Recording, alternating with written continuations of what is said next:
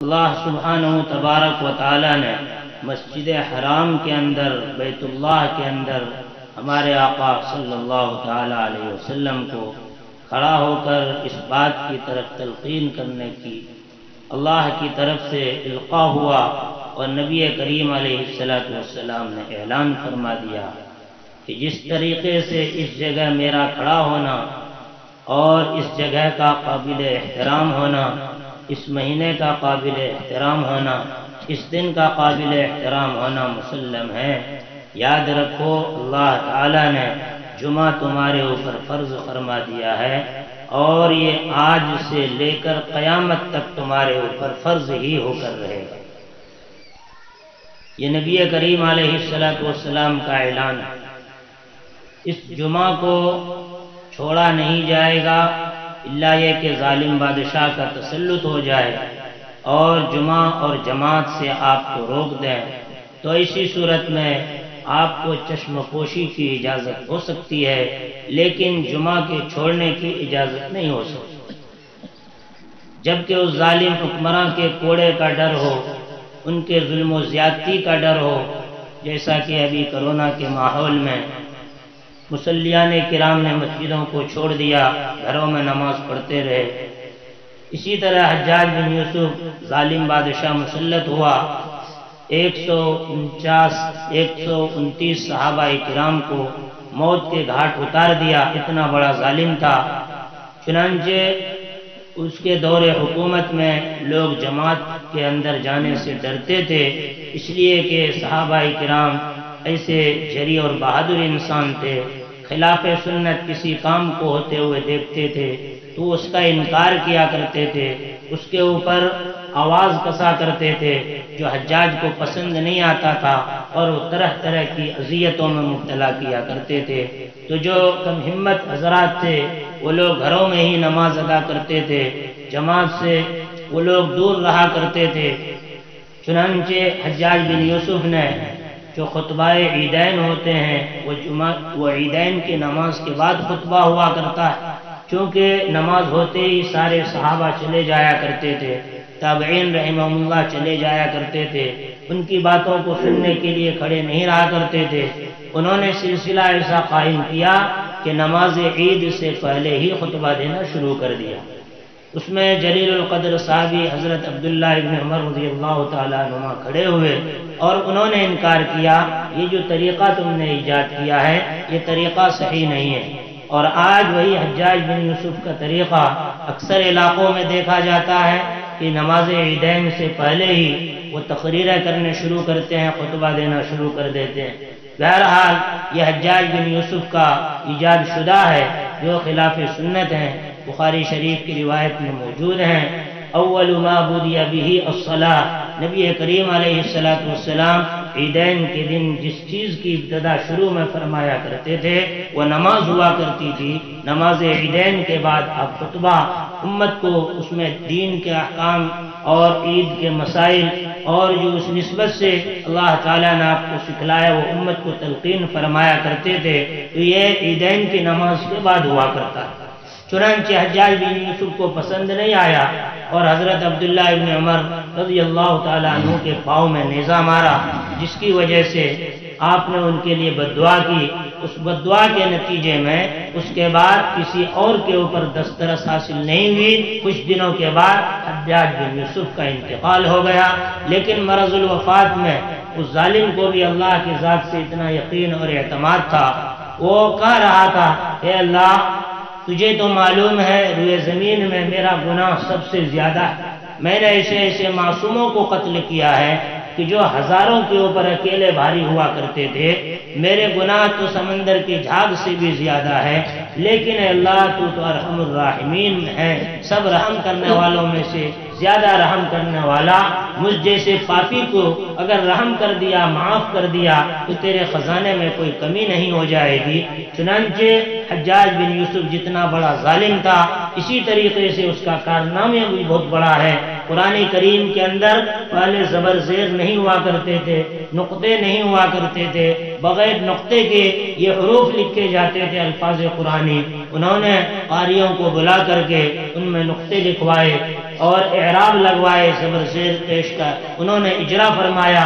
بہرحال بہت بڑا کام تھا، اللہ تعالیٰ نے مرتے وقت ہی یہ توفیق تو عطا فرمائی کہ وہ اللہ کے دربار میں جا رہا تھا تو اپنے گناہوں کا اعتراف کرتے ہوئے جا رہا تھا، اپنے قصور کا اعتراف کرتے ہوئے جا رہا تھا۔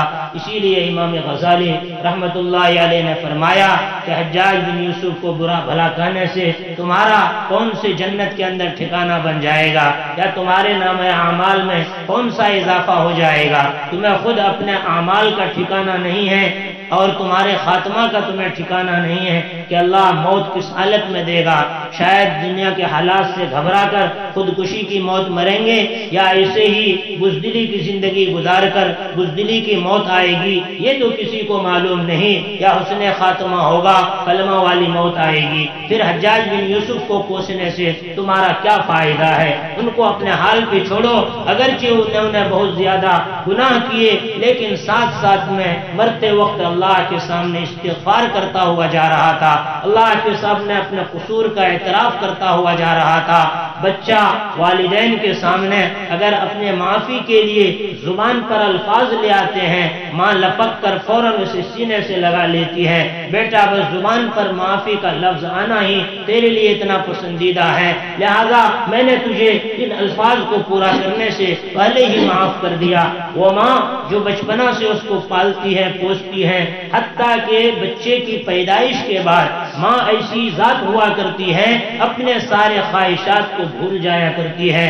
پہلے اپنے شوہروں کے ساتھ جاتی تھی، اپنے لیے کپڑے، میک اپ کا انتظام اور نہ جانے کیسی کیسی چیزیں بازار سے خود خرید کر لاتی تھی، لیکن جیسے یہ اولاد اللہ تعالیٰ نے مرحمت فرمائی اپنے خواہشات کو بھول گئی، چھوٹی چھوٹی چیزوں کے لیے اپنے شوہروں کو کہتی ہے کہ فلاں دکان پر چلیے، وہاں سے جوتا لیں گے، فلاں دکان پر چلیے ٹھنڈی کے لیے جرسی کا سامان لیں گے، فلاں دکان پر چلیے موزے اور پائتابہ کا انتظام کریں گے۔ وہ ساری اپنے خواہشات بھول کر اپنی پوری لگن محنت اپنے بچوں پر لگا دیتی ہے، اور اس طرح ان کی انوکھی انداز میں پرورش کرنا چاہتی ہے، ان کی تعلیم اور ان کی تربیت کا انتظام کرنا چاہتی ہے۔ اسی لیے قرآن مقدس نے فرمایا وَلَا تَقُلْ لَهُمَا أُفٍّ وَلَا تَنْهَرْهُمَا، نہ تو ان کو اف کہو اور نہ ان کو جھڑکو۔ جب بڑھاپے میں آ جائے اور اس وقت تم جوان ہو جاؤ تو یاد رکھو انہی کی محنت سے، انہی کی تربیت سے، انہی کی رات دن کی کروٹیں بدلنے سے تم کو یہ جگہ ملی ہے اور تم کو یہ عمر نصیب ہوئی ہے، اور تم اس زمانے کے اندر اگر تم نے ان کی خدمت گزاری نہیں کی تو تمہارے لیے سب سے بڑی ناشکری ہوگی۔ اس لیے جوان ہو چکے ہو، وہ بوڑھی ہو چکی ہے، اب ان کے جانے کا وقت بالکل قریب آ چکا ہوتا ہے، ایسے وقت میں ان کو رحمت کی نگاہ سے دیکھنے سے ایک حج مبرور کا ثواب ملتا ہے۔ لیکن یہ کیسے ہوگا؟ یہ اس وقت ہوگا جب خود ماں باپ دیندار ہو، متقی پرہیزگار ہو، دینی علوم سے واقفیت رکھنے والے ہو۔ عام طور پر دیکھا یہ جاتا ہے بچے کے اندر دینی فطرت ہوتی ہے، دینی جذبہ ہوتا ہے، دینی شوق ہوا کرتا ہے، وہ دیندار بننا چاہتا ہے، لیکن دیندار بننا چاہنے کے باوجود والدی تکلیف کا ذریعہ سمجھ میں آتی ہے، اور یہ اس طریقے سے یہ دیندارانہ انداز اختیار کر کے اپنی پڑھائی میں رکاوٹ ڈال دے۔ اگر چہرے پر سنت سجا لیا تو کہتے ہیں ابھی تمہاری شادی ہو گئی، پہلے سے چہرے بنا لیے تو اسی صورت میں اب تمہیں لڑکیاں کون دیں گے؟ اس طریقے کے فقرے کس کس کے اس کو دین سے بے دین رکھنے کی کوشش کرتی ہے۔ یہ کیوں ہوتا ہے؟ یہ ماں والدین جو ہوا کرتی ہے وہ خود دین سے ناآشنا ہوا کرتی ہے۔ پہلے زمانے کی مائیں ایسی نہیں ہوا کرتی تھی، پہلے زمانے کی مائیں کیسی ہوا کرتی تھی؟ ان کی تربیت کا انداز بڑا نرالا ہوا کرتا تھا۔ آپ نے نام سنا ہوگا خواجہ قطب الدین بختیار کاکی رحمت اللہ علیہ کا، کہ ان کے والدین بڑے نیک دیندارانہ زندگی گزارنے والے تھے۔ جب یہ بچہ ہوا اور 2-3 سال کا ہوا، بولنے کے لائق ہوا، والدین کو فکر ہوئی کہ بچے کی دینی تربیت کیسے ہو، بچے کی زندگی میں دین کیسا آئے، بڑوں کے آداب اخلاق کیسے ان کے اندر ہو، اور آباء و اجداد کا سرمایہ بہترین کنجی بنے تو یہ کیسے بنے۔ چنانچہ ماں نے اپنے شوہر سے کہا کہ میں نے اس کے لیے ایک تدبیر سوچ رکھی ہے، میں اس کے مطابق اس کی تربیت کروں گی، اللہ نے چاہا تو اس کے ذریعے سے اللہ تعالیٰ ان کو مقام پر لا کر کھڑا کر دیں گے۔ چنانچہ ان کی والدہ کوشش کی، محنت کی، اور بچے جیسے ہی مکتب میں مدرسے میں ڈال دیا، مدرسے میں بچہ ادھر پڑھنے گیا، ماں نے گھر میں کھانا بنایا، کھانا بنا کر کچن میں کسی انتظام سے فریزر میں رکھ دیا، اور رکھنے کے بعد ماں گھر میں آ کر بیٹھ گئی۔ بچہ جب مکتب سے گھر واپس آیا اور ماں سے کہا امی بھوک لگی ہے، مجھے کھانے دیجئے، میں کھانا کھاؤں گا، تو ماں کہتی ہے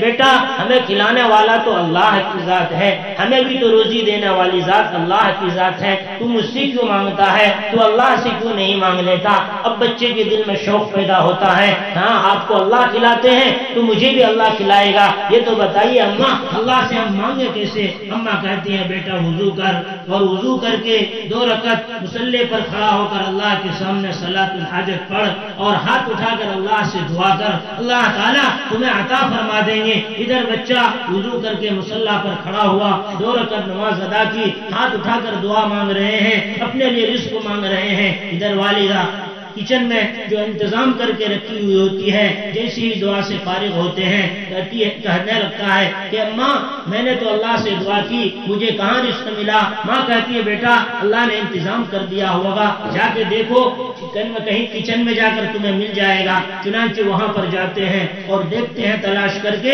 ایک جگہ سالن اور روٹی ہے، وہ کھا لیتے ہیں، اور اس کے بعد اس کو یقین بن جاتا ہے کہ واقعتاً اللہ تعالیٰ دینے والی ذات ہے، اور اللہ ہی رزق دیتے ہیں ہمارے والدین کو اور مجھے بھی۔ چنانچہ یہ سلسلہ ان کا بن جاتا ہے، مکتب جاتے ہیں، وہاں سے واپس آ کر 2 رکعت وضو کر کے نماز ادا کرتے ہیں، اللہ سے رزق مانگتے ہیں، اور اس کے بعد کچن میں جا کر کھانا تلاش کرتے ہیں، اس کو اسی طرح مل جاتا ہے۔ بس بہت دنوں تک یہ سلسلہ چلتا رہا۔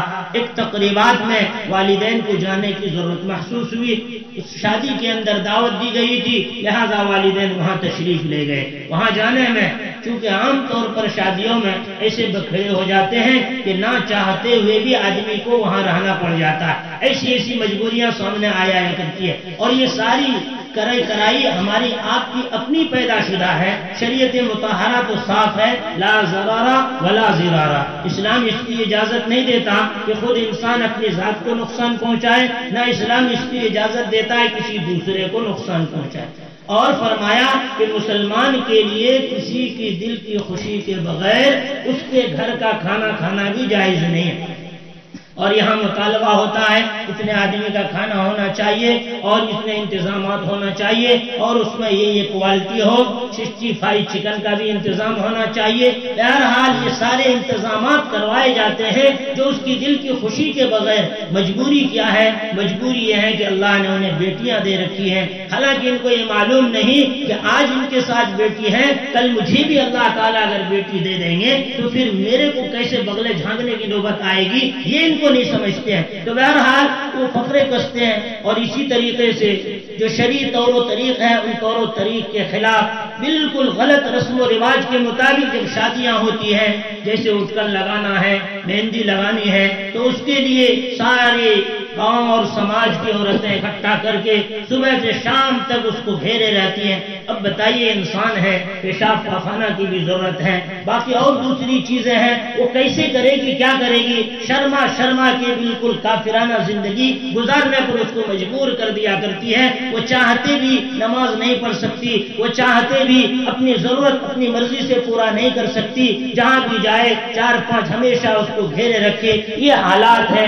ایک عورت تھی، اس کو ان کی سہیلیوں نے بہت اچھا سجایا پہنایا اور سارے انتظامات تیار کرنے کے بعد ایک کہنے لگی، چٹکیاں لینے لگی، تو بڑی سج دھج کے اچھی لگ رہی ہے، جیسے ہی شوہر دیکھیں گے خوش ہو جائیں گے۔ تو وہ رونے لگی، کہا کیوں رو رہی ہو؟ تمہارے کو دیکھ کر تو ہم لوگوں کو رشک آتا ہے کہ ہمیں بھی ایسی دلہن بننی چاہیے تھی۔ وہ کہتی ہے کہ تم یہاں خوش ہو رہی ہو میرے سجنا آرائش اور زیبائش کو دیکھ کر، لیکن اگر میرے سجنے نے مجھے قبول نہیں کیا تو میری کیا بنے گی وہ میں جان لوں۔ تو میرے محترم بزرگ اور دوستو، یہ حالات ہیں شادیوں کے بکھیڑے کے۔ مولانا اشرف علی صاحب تھانوی رحمۃ اللہ علیہ نے عورتوں کے لیے خصوصیت کے ساتھ بیشتی زیور اسی نسبت سے لکھی ہیں، کم سے کم خواتین حضرات اس کتاب کا مطالعہ کرے، اس کو سمجھنے کی کوشش کرے۔ گاؤں میں پڑھے لکھے طالب علم رہتے ہیں، ان لوگوں سے معلوم کرے، جو بات نہیں سمجھ میں آتی ہو تو کما حق ہو وہ آدھا عالمہ بن سکتی ہے اس کتاب کے مطالعہ کے ذریعے سے، لیکن ایسا نہیں کرے گی۔ بہرحال یہ رسم و رواج ہیں۔ اغلاط العوام مولانا اشرف علی صاحب تھانوی رحمۃ اللہ علیہ نے ایک کتاب لکھی ہے کہ معاشرے میں کیا کیا بگاڑ ہیں، جو غیروں کی دیکھا دیکھی، غیروں کی نقالی مسلمان برادری کے اندر آ چکی ہے، ان ماحول کو ختم کرنے کی کوششیں کی جائے۔ مثال کے طور پر ہمارا دین عربی ہے، قرآن عربی ہے، جنت والوں کی زبان عربی ہوگی۔ ہمارے نبی صلی اللہ علیہ وسلم کی زبان عربی تھی، عربی میں چے نہیں آتا، گاف نہیں آتا، ڈال نہیں آتا، لیکن اس کو دین بنا کر ہمارے آپ کے ماحول اور معاشرے میں گھسایا گیا۔ تو کیسے گھسایا گیا؟ کبھی اپنی عقل سے سوچنے کی بھی تو ضرورت محسوس کرا۔ مثال کے طور پر چھٹی چھیلا، یہ چھٹی چھیلا اسلام میں کہاں سے آ گیا؟ یہ تو غیروں کی چیز تھی، تم نے ان کی نقالی کی، برادران زمانہ کو دیکھ کر تم نے اسلام بنا دیا۔ وہاں تو عقیقہ تھا، عقیقہ کو تم نے بھلا دیا، بہرحال چھٹی چھیلا اس کی جگہ پر لے کے آ گئے۔ اسی طریقے سے مر جائے اس کے لیے ایصال و ثواب کرو، اور شریعت بالکل آسان ہے، کچھ نہیں آتا، قل هو اللہ احد 3 مرتبہ پڑھو، پورے قرآن پڑھنے کا ثواب ملتا ہے، میرے فلاں مرحوم کو اس کا ثواب پہنچا دو۔ یہ کر سکتے تھے، لیکن رسم رسمی آپ نے کیا کیا؟ کبھی تو 32ویں منانی شروع کی، کبھی چہلم منانا شروع کر دیا۔ یہ چہلم 6 کہاں سے آ گیا اسلام میں؟ معلوم ہوا ہنومان چالیسا سے نکالا ہوا ہے، جو غیروں کی دیکھا دیکھی، غیروں کی نقالی اسلام کے اندر آیا۔ اسی طریقے سے سالانہ شب برات ہو جائے تو برسی منانے کا رواج، یہ برسی منانے کا رواج کہاں سے آیا؟ برہمنوں کے اندر ہے کہ سال پورا ہو جاتا ہے تو مرنے والوں کے لیے کھانا بنا کر گھر کے باہر رکھا جاتا ہے، چاہے انسان ادھر سے گزرے، جانور گزرے، اس میں سے کھا لے چلا جائے، تو ان کے یہاں برسی کا رواج ہے۔ ہم نے دیکھا دیکھی عید میلاد النبی شروع کر دیا اور کہہ رہے ہیں نعرہ رسالت، در پردہ کہنا چاہتے رسالت تو ختم ہو گیا، اب نہ رہے تو اچھا، اعوذ باللہ، نہ رہے رسالت کو نعرہ رسالت سے تعبیر کرتے، کہتے ہیں غوث کے دامن کو نہیں چھوڑیں۔ ارے تو نے غوث کے دامن کو پکڑائی کب تھا جو آج تم نہیں چھوڑو گے؟ تو میرے دوستوں، میرے بزرگوں، یہ حالات کیوں پیدا ہو رہے ہیں؟ اس لیے کہ آج ماں باپ اس انداز کے نہیں ہیں کہ بچے کی دینی تربیت کی جائے۔ آپ نے حدیث پاک سن رکھی ہے، مکتب میں بچے آتے ہیں، چھوٹے چھوٹے بچے، ان کو سکھلایا جاتا ہے لا تدخل الملائکۃ بیتا فیہ کلب او تصاویر، رحمت کے فرشتے اس گھر میں نہیں آتے جہاں پر کتے یا تصویریں۔ اب جب یہ بات معلوم ہے، آپ پڑھے لکھے ہیں، جنٹل مینی زندگی گزار رہے ہیں، وسطانہ فوقانیہ کی ڈگریاں آپ کے پاس مولوی کی ہیں، عالم کی ہیں، سب کچھ ہیں، طوطے لا کر دے رہے ہیں بچے کو کھیلنے کے لیے، طوطے دے رہے ہیں۔ ارے وہ تصویر ہے، جاندار تصویر ہے، رحمت کے فرشتے گھروں میں نہیں آئی، گڑیا لا کر دے رہے ہیں۔ یہ گڑیا اور مورتی پوجنے کا طریقہ، آپ سے بچوں کو پولیس سے ڈرا رہے ہیں، چوکیدار سے ڈرا رہے ہیں، بلی سے ڈرا رہے ہیں، چوہے سے ڈرا رہے ہیں، شیر سے ڈرا رہے ہیں، سب چیز کا ڈر بچے کے دلوں میں پیدا ہے۔ ڈرا نہیں رہے تو اللہ سبحانہ و تبارک و تعالیٰ سے بھی ڈرا رہے ہیں۔ ان بچے کے دلوں میں جب ڈر پیدا نہیں ہوگا، یہ جوان ہو کر ماں باپ کا نافرمان بنے گا، یہ جوان ہو کر ماں کو گالی گلوچ کرنے والا ہوگا، بہن کے حق کو ہڑپنے والا ہوگا، اور اپنے رشتہ دار اعزاء و اقارب کے خون بہانے والا ہوگا۔ یہ آگے چل کر بالکل کیڑوں والی زندگی گزارنے والا ہوگا۔ اس لیے کہ آپ نے ان گناہ کی نحوست کو سمجھ کر اس کو بچپنا میں ہی پنپنے سے نہیں روکا تھا۔ یہ ذرات آج پہاڑ کی طرح چٹان بن کر آپ کے سر کے اوپر آمادہ ہے، پورے علاقے اور معاشرے کو اپنی چپیٹ میں لیے ہوا ہے۔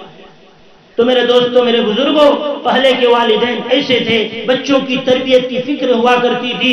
چنانچہ بختیار کاکی رحمت اللہ علیہ کے ساتھ ان کے والدین نے کوشش کی، اہتمام سے اس کو سمجھایا، پڑھایا، لکھایا، اور یہ محنتیں چلتی رہی۔ بس شادی کے تقریب میں گئی تھی، دیری ہو گئی، بچہ مکتب سے واپس گھر آیا، اور آنے کے بعد اس نے یہاں پر اللہ سے دعا کی، اور دعا کرنے کے بعد جب کچن میں جا رہا ہے تو وہاں پر اس کو ایک روٹی پڑی ہوئی ملتی ہے۔ ہندی میں کیک کہتے ہیں روٹی کو، چنانچہ بختیار کاکی جو آپ کا لقب پڑا ہے اسی روٹی کی بنیاد پر چنانچہ آپ نے کھایا اور ایسا مزہ آیا کہ ماں نے جو آج تک بنایا تھا اس طرح اس میں لذت نہیں پائی جاتی. چنانچہ بختیار کاکی رحمت اللہ علیہ کھا کر سو گئے. سونے کے بعد ماں آئی ہے, اس کو یاد آیا بہت دیر کے بعد کہ آج تو میرا بچہ آیا ہوگا, اور جو میں نے برسوں ان کے دلوں میں اللہ سے ملنے کا یقین پیدا کیا تھا آج تو اس کو نہیں ملے گا اور میرا یقین برباد ہو جائے گا. وہ وہاں سے دوڑتی ہانپتی کانپتی اللہ سے دعا کرتی ہوئی کہ اللہ میں نے آج تک بختیار کا پورا اہتمام کے ساتھ تیرے ذات سے ملنے کا یقین بنانے کا اہتمام کیا تھا, آج مجھ سے بھول ہو گئی, چوک ہو گئی, کہیں اس کا یقین نہ بگڑ جائے. چنانچہ ماں گھر آئی, دیکھا بچہ سو رہا ہے, آرام سے سو رہا ہے. ماں جلدی جلدی کچن میں جا کے کھانا بناتی ہے اور پروس کر لا کر سامنے رکھتی ہے. بیٹے کو جگاتی ہے, بیٹا اٹھو, کھانا نہیں کھایا ہے, بھوک لگی ہوگی. بچہ اٹھتا ہے اور کہتا ہے ماں میں نے تو کھانا کھا بھی لیا. کہا کیسے؟ کہا میں نے تو جیسے اللہ سے دعا کر کے یہاں کچن میں قدم رکھا روٹی پڑی ہوئی تھی اس کو کھایا, وہ لذت آئی کہ آج تک روٹی میں وہ لذت نہیں آئی. آپ کا لقب ہی بڑا ہے خواجہ بختیار کاکی رحمت اللہ علیہ. چنانچہ مہرولی میں ان کا مزار ہے. جب اللہ والے اپنے آپ کو مٹاتے ہیں, اپنے آپ کو مٹاتے ہیں تو پوری دنیا ان کی محبت میں ایسا سرمست ہو جاتی ہے سجدہ کرنے تک سے بھی گریز نہیں کرتی. آپ مہرولی جا کر دیکھیں گے بہت سے حضرات وہاں سجدہ کر رہے ہیں. سلطان المشائخ کے مزار پر جائیے, وہاں سجدہ ہو رہا ہے. ارے میرے دوستوں, میرے بزرگوں, آپ مسلمان ہیں, آپ کی تعلیم اگر صحیح ہوئی ہوتی, نبی کا جنازہ رکھا ہوا ہے, ابو بکر موجود ہیں, عمر موجود ہیں, سارے صحابہ کرام 1,24,000 کی تعداد میں موجود ہیں. انہوں نے تو نبی کو سجدہ ہی نہیں کیا اور قبر میں چلے گئے تب بھی سجدہ نہیں کیا. میرے دوستوں, میرے بزرگوں, تمہارے پیر مرشد, تمہارے غوث ابدال قطب کیسے ہیں کہ جب وہ زمین میں ہوتے ہیں 4 تکبیر اللہ اکبر کہہ کے بغیر رکوع سجدے کے نماز سے فارغ ہو جاتے ہیں, اور قبر 4 گز نیچے زمین میں جب چلا جاتا ہے تو اس کو سجدہ کرنے کی اجازت ہوتی ہے. یہ کون سی شریعت ہے؟ تم نے اپنی شریعت کہاں سے بنایا ہے؟ میرے دوستوں, میرے بزرگوں, اسی لیے کہتے ہیں وہ جس پہ عبادت کا دھوکہ مخلوق میں تو وہ کام نہ کر, چھوڑ کے رخ بیت اللہ کا اسلام کو تو بدنام نہ کر. آج مسلمان تبلیغ نہیں کر رہے ہیں, مسلمان شرک و بدعات کا پلندہ بنا ہوا ہے, خود اپنے عمل سے کفر کی نشر و اشاعت کی انسان اپنی زندگی سے کر رہا ہوتا ہے. پڑھا لکھا ہو, ان پڑھ ہو, دنیا کے چکر میں پڑھ کر دنیا کی نقالی کر کے اپنے عمل کے ذریعے سے اسلام کو بدنام کرتا ہوا نظر آ رہا ہے. یہ تربیت نہ ہونے کا فقدان ہوتا ہے, ماحول نہیں ہونے کا فقدان ہوتا ہے. میرے دوستوں, میرے بزرگوں, ماحول بنانے کی ضرورت ہے. اور ماحول کہاں سے بنے گا؟ آسمان سے فرشتے آ کر ماحول نہیں بنائیں گے. فرشتوں سے بڑھ کر ہے انسان بننا, مگر اس میں لگتی ہے محنت زیادہ. محنت زیادہ کرنی پڑے گی, محنت کرنی ہوگی تو فرشتوں سے بھی افضل مقام ہوگا تیرا. یہ تو آپ نے شریعت مطہرہ کی روشنی میں حاصل کی ہوئی. ہم آپ اسی کے نام لیوا. انسان کی پہلی ابتدائی زندگی بچپنا کی زندگی ہے. بچپنا کی زندگی کو سنوارنے کی کوشش کی جائے, ماں باپ دین کا علم حاصل کرے اور دیندار بن کر بال بچوں کو دیندار بنانے کی کوشش کرے تو یہ بچہ آگے چل کر مفتی بنے گا, دین کا داعی بنے گا, پکا سچا نمازی بنے گا, بڑھاپے میں ماں باپ کی آنکھوں کی ٹھنڈک بنے گا, ماں باپ کی خدمت اور حسن سلوک کرنے والا بنے گا. نہ اس کو چھڑکے گا, نہ اس کو بلکے گا, بلکہ ان کی بات کے مطابق اپنے آپ کو نچھار اور جانثار کرنے کے لیے تیار ہوگا. لیکن یہ سب اسی وقت ہوگا جب اس کی تربیت صحیح طریقے پر ہو. اور آج اللہ تعالیٰ نے آپ کی تربیت کے لیے ادارے آپ کو عطا فرما رکھے ہیں. جگہ جگہ مسجدوں میں مکتب کا انتظام آپ کے یہاں ہے, لیکن اس کے باوجود آج جتنے جاہل نظر آتے ہیں, کل گئے گزرے زمانے میں اتنے لوگ جاہل نہیں ہوا کرتے تھے. حتیٰ کہ اس زمانے کا پڑھا لکھا نہیں, ان پڑھ جو ہوا کرتا تھا وہ بھی علم سے زیادہ ایسی بات کہہ جاتے تھے جو آج آنکھوں کے سامنے اس کو دیکھتے ہوئے نظر آتے ہیں, جس کو بوڑھوں کا مقولہ سے تعبیر کیا جاتا ہے. تو میرے دوستوں, میرے بزرگوں, میں نے آپ حضرات کے سامنے جو قرآن کی روشنی میں ایک آیت کریمہ رکھی ہے, اس میں اللہ سبحانہ تبارک و تعالیٰ نے حضرت آدم علیہ السلام کے بیٹے قابیل اور حابیل کا تذکرہ بیان فرمایا. اور یہ تذکرہ اللہ سبحانہ تبارک و تعالیٰ نے قرآن کریم میں جو بیان فرمایا تو رہتی دنیا تک اس کا تذکرہ ہوتا رہے گا. اللہ فرماتے ہیں وَاتْلُ عَلَيْهِمْ نَبَأَ ابْنَيْ آدَمَ بِالْحَقِّ, اے محمد صلی اللہ علیہ وسلم آپ امت کو پڑھ کر سنا دیجئے آدم علیہ السلام کے دونوں بیٹے کا واقعہ.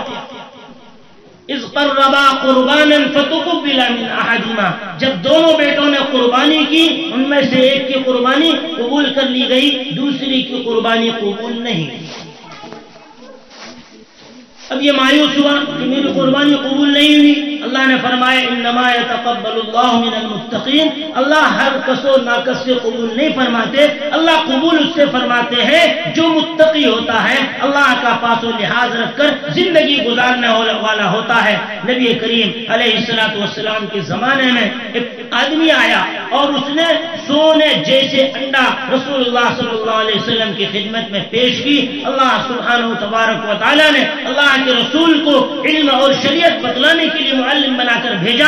آپ نے اس کو اس زور سے پھینکا کسی کے لگ جاتا تو تھوبڑے ٹوٹ جاتا. اللہ کے رسول صلی اللہ علیہ وسلم نے لینے سے انکار کر دیا. وجہ کیا تھی؟ اس کی ذات سے احسان جتلانا مقصود تھا کہ میں مالدار ہوں، یہ غریب صحابہ میں اتنی بڑی قیمتی دولت میں آپ کے لیے صدقہ پیش کر رہا ہوں. اللہ کے رسول نے اس کو پھینک دیا. اس کے مقابلے میں حضرت خباب بن ارد رضی اللہ تعالیٰ عنہ کی ذات گرامی ہے، قرآن کریم پڑھتے تھے، پڑھاتے تھے. آپ نے حضرت عمر کا واقعہ سنا ہوگا. اس کی بہن فاطمہ کو پڑھا رہی تھی اور حضرت عمر آئے، انہوں نے اوراق کو چھپا دیے. چنانچہ وہ خباب بن ارد رضی اللہ تعالیٰ عنہ غزوہ تبوک کے موقع پر رسول اللہ صلی اللہ علیہ وسلم نے اعلان کیا کہ تنگی کا زمانہ ہے، مہینوں سفر درکار ہے، اس میں اسباب اور ہتھیار کی ضرورت ہے. 1,00,000 رومیوں کی طرف سے اسلام، 1,30,000 رومیوں کی طرف سے اسلام اور مسلمانوں کے اوپر یلغارے کرنے کی سازشیں جاری ہیں. وہ مدینہ میں چڑھ کر اینٹ سے اینٹ بجانا چاہتے ہیں، لیکن ہم ان کو مدینہ میں نہیں تبوک پہنچ کر مقابلہ کریں گے اور وہیں پر اس کو مات دیں گے اور اس کو شکست فاش کے ساتھ وہیں سے واپس لوٹائیں گے.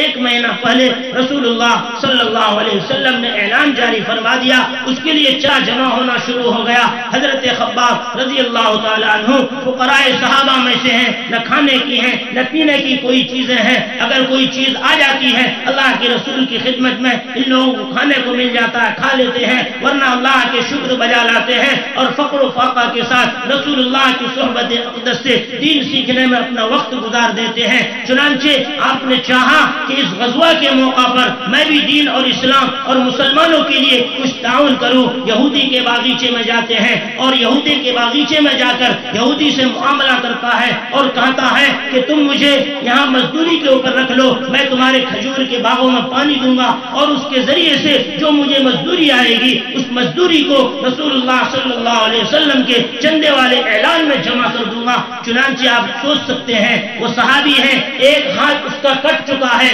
صرف ایک ہاتھ ہے، لیکن رسول اللہ صلی اللہ علیہ وسلم نے اسلام اور مسلمانوں کی مدد کے لیے آپ نے پہلے 1 مہینہ اعلان کرا دیا ہے تو یہودیوں کے باغیچے میں جا کر مزدوری کرنا قبول کر لیتا ہے اور مزدوری قبول کر لینے کے بعد وہ ایک ہاتھ سے ڈول کو پکڑتے ہیں، پاؤں سے دباتے ہیں. اس طرح شام تک اس کے باغیچے میں پانی پٹانے کا کام کرتے ہیں اور شام کو جو 2 سا 3 سا کھجوریں ملتی ہیں رسول اللہ صلی اللہ علیہ وسلم کی خدمت اقدس میں پیش کرتے ہیں. رسول اللہ صلی اللہ علیہ وسلم بشاشت دل سے اس کو قبول فرما لیتے ہیں. میں کہتا ہوں جو رکشہ چلا کر محنت و مزدوری کر کے اور وہ کسی اور طریقے سے محنت و مزدوری کر کے اگر دین کے راستے میں چاہے مسجد کے معاون بنے یا مدرسے کے معاون بنے، اس کے 1 پیسے کی اتنے اخلاص ہے کہ دکھانے کے لیے ناموری کے لیے کروڑوں روپیہ اگر مدرسے اور ادارے میں لگا دے اس کے اندر وہ اخلاص اور وہ جاذبیت نہیں پائی جائے گی. چنانچہ اکابر دارالعلوم دیوبند ایک بزرگ آدمی تھے،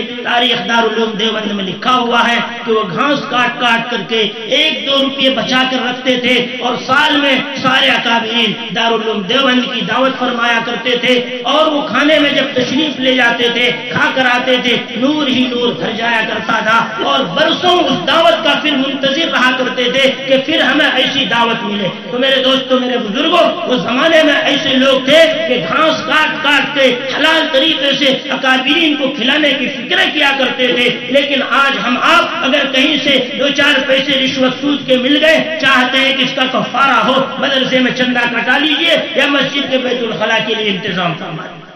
یہ مسلمانوں کی حالت، صحابہ کرام کا مزاج کیا تھا؟ مزدوری کی، گھر میں کچھ نہیں تھا، ہاتھ کٹے ہوئے ہیں، پاؤں سے اپنی سہارا لے لے کر ڈول بھر بھر کے اپنی مزدوری کر کے اللہ اور اس کے رسول کے دین کی اعلاء کلمت اللہ کے لیے قربانیاں دینے والے بنے۔ ہم آپ انہی صحابہ کرام کی نقش قدم پر چلنے کے دعوے کرنے والے ہیں، انہی کی نقل و حرکت لے کر چلنے والے ہیں، تو ہمارا زبان سے کہنا کچھ ہوتا ہے اور عمل کے اعتبار سے کرنا کچھ ہوتا ہے۔ کام کیسے ہوگا؟ کام آسانی کے ساتھ نہیں ہو سکتا۔ تو بہرحال اللہ تعالیٰ جو تقوی والے ہیں اور جو اللہ کا پاس و لحاظ رکھ کر زندگی گزارتے ہیں، ان کے عملوں کو قبول فرماتے ہیں۔ چنانچہ حابیل بھی انہی لوگوں میں سے تھا۔ واقعہ کیا تھا؟ کیوں ان کو قربانی کی ضرورت پیش آئی؟ اس کے لیے قرآن کریم کی تفسیر کو اٹھانا پڑے گا، پتہ چلے گا۔ قرآن کریم کی تفسیر اٹھائیے، اس وقت ابتدائی دنیا تھی۔ اس دنیا میں اللہ سبحانہ و تبارک و تعالیٰ نے کائنات کو بنانے سے 2000 سال برس پہلے جنات کو یہاں پر آباد کیے ہوئے تھا، شیطانوں کو آباد کیے ہوئے تھا۔ شیطانوں نے کوئی ایسی جگہ نہیں چھوڑی جس پر سجدہ نہ کیا ہوگا۔ اگر آپ کی یہ سرزمین سعید پور بھی اس وقت ہوگی، یہاں پر بھی چپا چپا پر شیطانوں نے سجدہ کیا ہوگا۔ اتنا بڑا ساجد تھا، اللہ تعالیٰ نے فرشتوں میں رہنے کو مقام عطا فرمایا تھا۔ اتنا بڑا عالم تھا، جانکار تھا کہ وہ فرشتوں کے استاد ہوئے۔ ایک مرتبہ اللہ سبحانہ و تبارک و تعالیٰ نے اعلان کر دیا، عزازیل تمہارے میں سے کسی ایک کی پکڑ ہونے والی ہے، تم اعلان کر دو۔ آسمان والوں میں اعلان ہوا، فرشتوں نے اپنے استاذ کے پاس پہنچ کر درخواست کی، عزازیل صاحب آپ ہمارے لیے دعا فرما دیجئے، اللہ کی پکڑ سے ہم بچ جائیں۔ سب کے لیے جو دعا کی، لیکن یہ عالم صاحب اپنے آپ کو دعا کرنا بھول گئے، اللہ کی پکڑ اس کے لیے آ گئی۔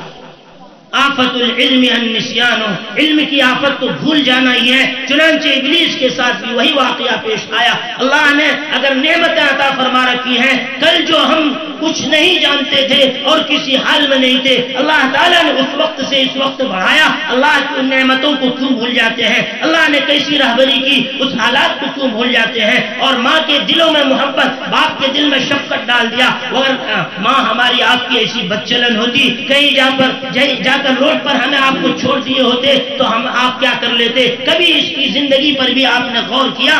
اتنی اللہ کی نعمتیں ہیں، گننا چاہو، شمار کرنا چاہو، نہیں گن سکتے۔ تو میرے دوستوں، میرے محترم بزرگوں اور دوستوں، اللہ سبحانہ و تبارک و تعالیٰ نے اس طریقے سے حضرت آدم علیہ السلام کو 2100 سال کے بعد بنایا۔ بنانے کے بعد کہا کہ اے آدم، اے فرشتوں، تم آدم کو سجدہ کرو۔ اس میں یہ ابلیس بھی مخاطب، جس کا نام عزازیل، اور یہ استاد تھے اور یہ فرشتوں میں رہا کرتے تھے، اس لیے اللہ ابلیس جو کہہ کے استثناء کیا ہے، یہ استثناء انہی میں سے ہے۔ استثناء مستثنی منہ سے وہ ہوا کرتا ہے، لہذا اسی سے شمار کیا گیا۔ لیکن وہ اصل میں کان من الجن، فرشتوں کی ایک گروہ تھی، اس کو جن کہا جاتا تھا، اس گروہ سے تعلق رکھتا تھا، اس لیے اللہ نے کان من الجن کہہ کر اس کی طرف بھی اشارہ قرآن میں 15 پارے میں بیان فرما دیا، جو سورہ کہف میں موجود۔ تو بہرحال سارے فرشتوں نے سجدہ کیا، لیکن یہ ابلیس لعین ایسا تھا، اس نے سجدہ نہیں کیا اور تکبر کرنا شروع کیا۔ علم میں جب تک اللہ کی طرف سے ذکر کی توفیق نہیں ہوگی، نکھار پیدا نہیں ہوگا اور اپنے اندر تواضع بھی پیدا نہیں ہوگی۔ فرمایا علم تو انسان کو ہلاک کر دے، اسی لیے علم و ذکر 6 نمبر میں جو گھسیڑا گیا ہے۔ علم کے ساتھ ساتھ ذکر بھی ہونا چاہیے، مذاکرہ بھی ہونا چاہیے، اللہ کے دین کا مذاکرہ اور اپنے ایمان کا مذاکرہ۔ اپنے آپ کو اللہ کے سامنے رکھ کر ذکر کرو کہ ہمارا صحیح طریقے پر عمل ہو رہا ہے یا نہیں ہو رہا ہے، یہ بھی ذکر ہونا چاہیے۔ تو بہرحال اللہ سبحانہ و تبارک و تعالیٰ نے علم تو عطا فرمایا تھا، ان کے اندر عبادت کے عین موجود ہیں، عرفان پہچان کا عین موجود ہے، اسی طریقے سے عابد کا، یعنی جو عابد ہوتا ہے عبادت گزار، اس کا علم موجود ہے، لیکن عرفان جو ہوتا ہے، پہچان جو ہوتا ہے، اس کے لیے عرفان کا لفظ عربی میں بولا جاتا ہے۔ اس عرفان کا علم نہیں تھا، لہذا اس نے یہ نہیں دیکھا کہ حکم کون کر رہا ہے، بلکہ یہ دیکھا حکم مجھے کیا جا رہا ہے کیا۔ یہ خلاف قیاس تھا ان کا، یہ استدلال کرنا۔ جو سب سے پہلے قیاس کیا یہ ابلیس ہے، شیطان ہے، اسی لیے انہوں کو خلاف قیاس جو قیاس ہوتی ہے اس کو شریعت میں معتبر قرار نہیں دیا جاتا، اس کے مقابلے میں جو شریعت ہے اس کے اوپر عمل کی جاتی ہے۔ شریعت میں سب سے پہلے قیاس کو دخل دینے والا بنا تھا ابلیس۔ اللہ نے کہا فخرج منہا فإنک رجیم، ما منعک ان تسجد اذ امرتک میں نے جب تمہیں حکم دیا تھا کہ آدم کو سجدہ کرو، ارے سجدہ تو میرے حکم کو کرنا تھا، آدم کو سجدہ کرنا نہیں تھا، لیکن تو نے یہ نہیں سمجھا کہ اللہ کا حکم ہے، تو نے قیاس کرنا شروع کر دیا کہ میں تو آگ سے بنایا گیا ہوں، آگ کا شعلہ نکلتا ہے، بلندی کی طرف جاتا ہے اور مٹی زمین کے اندر دھستی چلی جاتی ہے، پستی میں جاتی ہے، یہ اوپر اٹھنے والا پستی کے سامنے کیسے جھکے، یہ تم نے اپنی ذات پر غور کرنا شروع کر دیا، لیکن فرمان خدا ہے اس کے اوپر تم نے غور کیوں نہیں کیا کہ اللہ کا کلام۔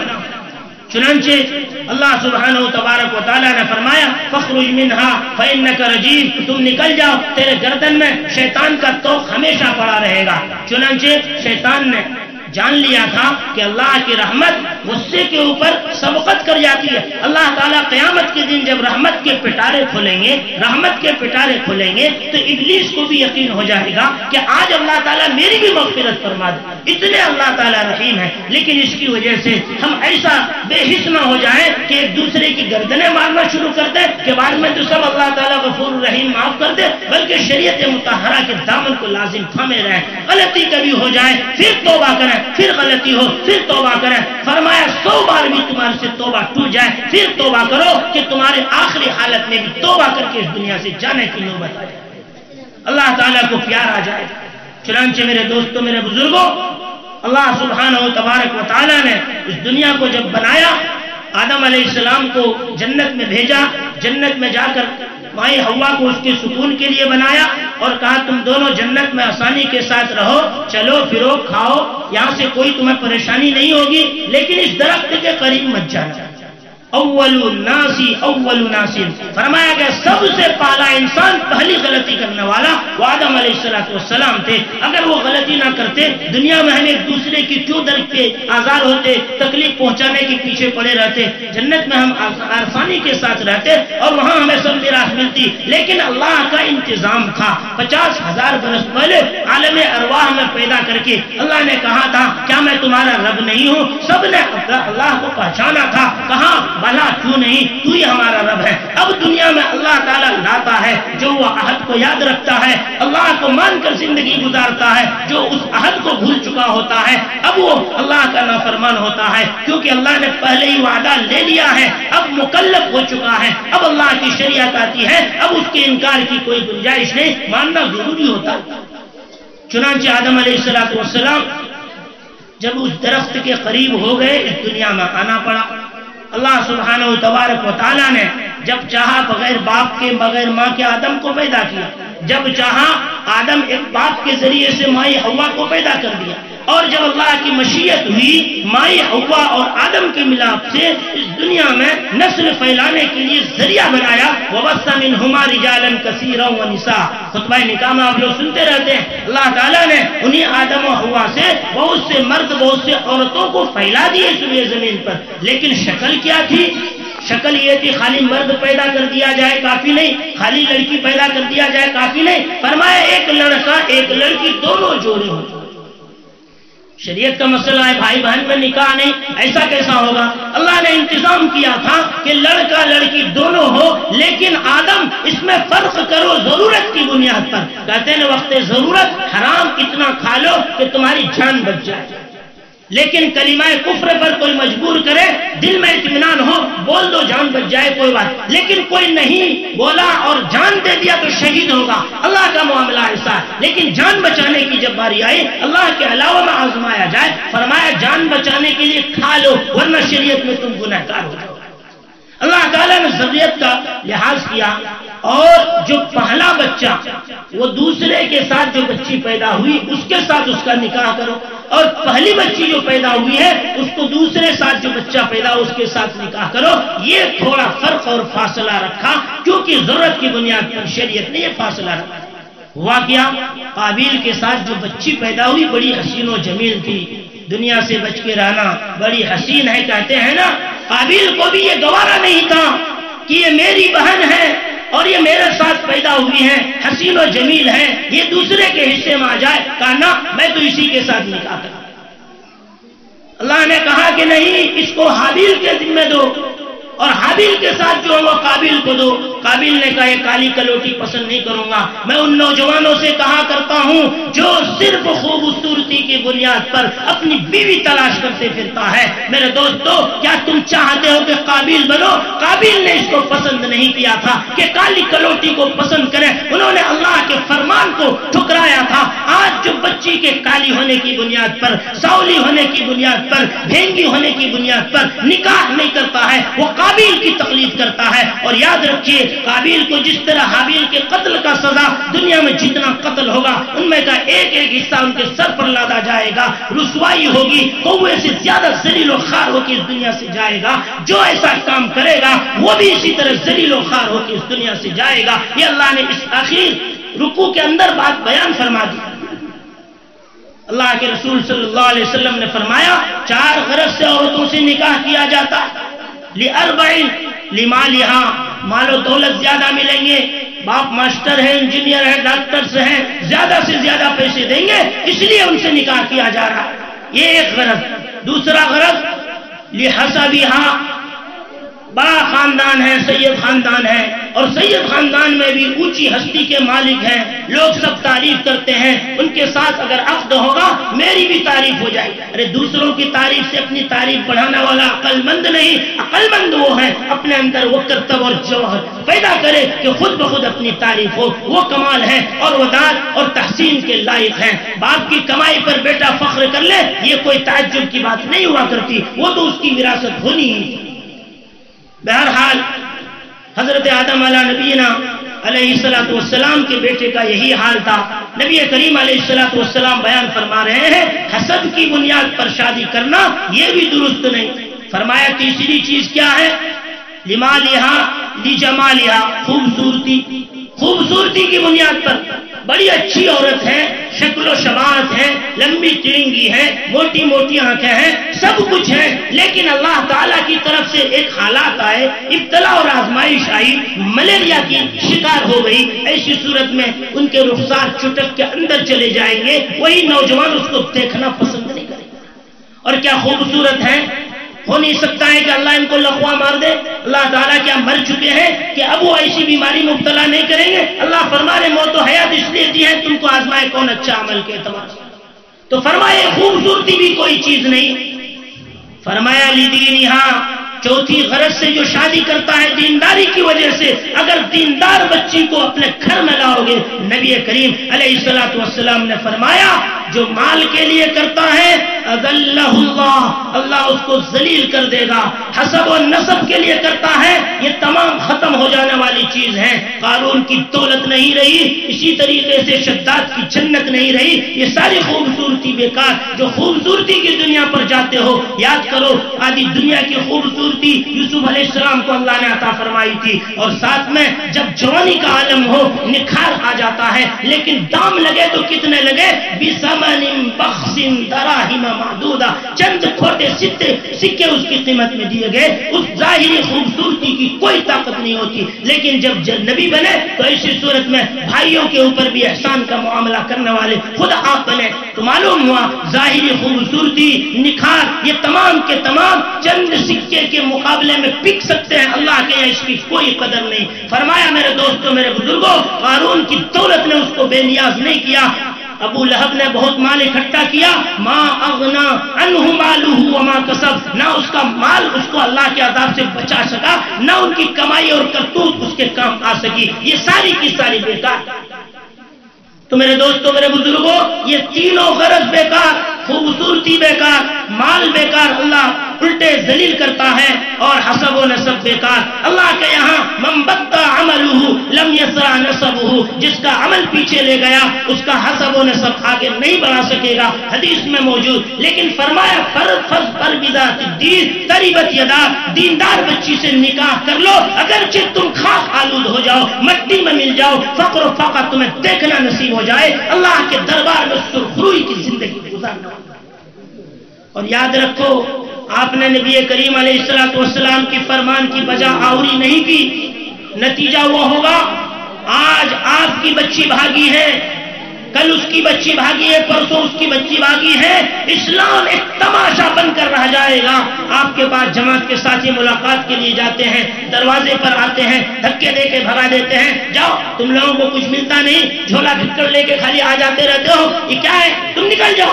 میرے دوستوں, میرے بزرگوں, اللہ کی دعوت کو تم گھروں سے دھکا دے کر بھگا رہے ہو, لیکن یاد رکھو تمہارے گھروں میں شیطان نے انٹری کر لیا ہے ان میوزک کے ذریعے سے, ٹی وی کے ذریعے سے. اور یاد رکھنا ٹی وی میں ایسی ٹی وی کی بیماری ہے جو لا علاج ہوتی ہے. آج بچوں کے ہاتھ میں موبائل دیتے ہیں, یوٹیوب کا استعمال کراتے ہیں, فیس بک کا استعمال کراتے ہیں. یہ بیماری ایسی بیماری ہے جیسے کہ کتے کے کاٹنے کی بیماری ہوا کرتی. ابھی اثر نہیں کرتا, بہت دنوں کے بعد وہ اثر کرتا ہے, جس کو ہڑک کی بیماری کہتے ہیں. ڈاکٹر کہتا ہے انجیکشن لگا دو, مار دو. جب آپ کی بچی غیروں کے ساتھ بھاگے گی اس لیے کہ آپ نے گھروں میں وہ انٹینا لگایا جو اعلان کرتا ہے ماں بہنوں کا یہاں ننگا ناچ ہوتا ہے, اور آپ مسجد کو نیچے کر دیتے ہیں. ہونا چاہیے تھا مسجد کے منارے بلند ہو تاکہ گھروں میں یہ بات کی دعوت ہو کہ یہاں پر اللہ اور اس کے رسول کا کلام بلند ہو. آپ نے جماعت کو دھکے دے کے بھگایا, دین کو دھکے دے کے بھگایا, لیکن اللہ تعالیٰ نے آپ کے ہاتھوں کے ذریعے سے ابلیس لعین کے گانے بجانے کے, ڈھول تماشے کو, گانے والے کتے اور کتیوں کے ناچ کو, ایک سے ایک سیریل, چاہے وہ آپ کے یو ٹی وی یا کیو آر یا ٹی وی وغیرہ ہی کیوں نہ ہو, آپ کہتے ہیں بھائی صاحب یہ تو پاکستان کی چینل ہے, چل رہے ہیں, آ رہے ہیں. میں کہتا ہوں میرے دوستوں, میرے بزرگوں, آپ کے یہاں سے ایک نالی بہتی ہوئی جا رہی ہے, اس میں سور بھی پیشاب کر رہا ہے, کتا بھی پیشاب کر رہا ہے, اور مکھی وغیرہ مری ہوئی ہے, لوگ پاخانہ پیشاب کر رہے ہیں, لیکن اس میں ایک آدمی نے دودھ ڈال دیا. کیا آپ سمجھدار ہیں تو کہیں گے کہ اس دودھ کو آپ پی لو؟ اگر آپ کا مالی کھولیا بگڑ گیا ہوگا تو اسی صورت میں آپ کہیں گے کہ یہ دودھ ہے, اس کو پی لو. اگر ہزاروں چینل برائیوں کی دعوت دے رہی ہیں, اسلام اور مسلمانوں کے قتل عام کی دعوت دے رہی ہے, غیرت و حیا کے جنازے کو نکلنے کی دعوت دے رہی ہے, اگر وہاں پر آریا کیو ٹی وی بھی سامنے آ جائے تو وہ عورت ہے جو فیشن کرتی ہے ایسے ایسے کپڑے پہن کر, جو ہماری ماں بہنوں کو للچاتی ہوئی دکھاتی ہے, ارے وہاں تو اسلامی حکومت ہے, ان کی ضرورت پوری ہو جائے گی. ہم تو کفر کی زندگی گزارنے والے ہیں, کفر کے ماحول میں, کفر کی حکومت میں زندگی گزارنے والے ہیں. ہمارے پاس اتنی وسعت نہیں, مدرسے میں پڑھانے والے مولویوں کو تنخواہ دینے کے لیے بھی وسعت نہیں ہے. چندہ کرتے ہیں تب جا کے کسی طرح پورا ہوتا ہے. یہ کہاں اپنی بچیوں کو ایسے ڈریس پہنائیں گے, کہاں سے ایسے محفلیں سجائیں گے. اور جو یہود و نصارہ نے سور کی چربی سے بنائی ہوئی لپسٹک لگا دیا, اس کو منہ میں لگا لگا کے نعت نبی گنگاتے ہیں, میرا نبی ہے. کیا میرا نبی ہے؟ نبی ہے تو اسی طرح گاؤ بجاؤ, ڈانس کرو اور میوزیم میں آ جاؤ. اسلام نے آپ کو یہی تلقین فرمائی. میرے دوستوں, میرے بزرگوں, ہمارے اکابرین نے فرمایا 1000 بار مشک و گلاب سے اگر اس منہ کو دھو لوں تب بھی نبی کا نام لینا کمال بے ادبی ہے. کیا یہ اس سے بھی بڑے چڑے ہیں کہ انہوں نے سور کی چربی کی ڈھول پالش لگا کر نبی کی نعت اور قصیدے کے لیے چینل کا انتخاب کیا؟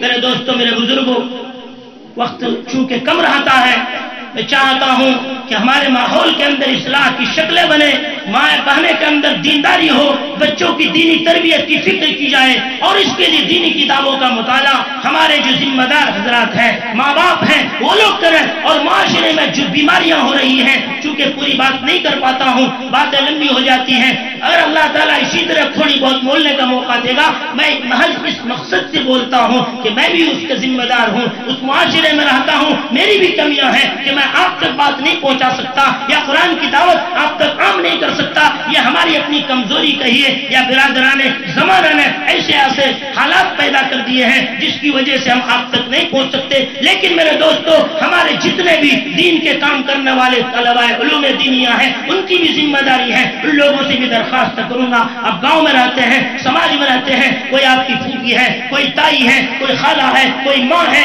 کوئی بہن ہے, ان لوگوں کو بٹھا کر اما پارا سے ایک ایک سورت کو یاد کرانے کی کوشش کیجئے, تجوید کا, ترتیل کا اور مخارج کا انتظام کیجئے. اس سے دیکھیے آپ کے ماحول میں, گاؤں میں کس طرح دینی بیداری آئے گی, اور یہ سماج پھر کس طرح کھڑا ہو کر اسلامی شاہرائی کی ترقی گامزن ہو جائے گا, جس طرح سلف کرام کی خواتین کرام کیا کرتی تھی. آج بھی وہ ماحول پیدا ہو سکتے ہیں. اسی لیے اقبال نے کہا, نہیں ہوں نا امید اقبال عشق کشت ویراں سے اگر نم ہو تو یہ مٹی بڑی زرخیز ہے ساقی۔ اللہ کرے مجھے آپ تمام کو کہنے سے سننے سے زیادہ عمل کی توفیق عطا فرمائے۔ وما علینا الا البلاغ۔ ایسی ہی ویڈیوز پانے کے لیے ہمارا چینل زندگی بناؤ کو سبسکرائب کریں۔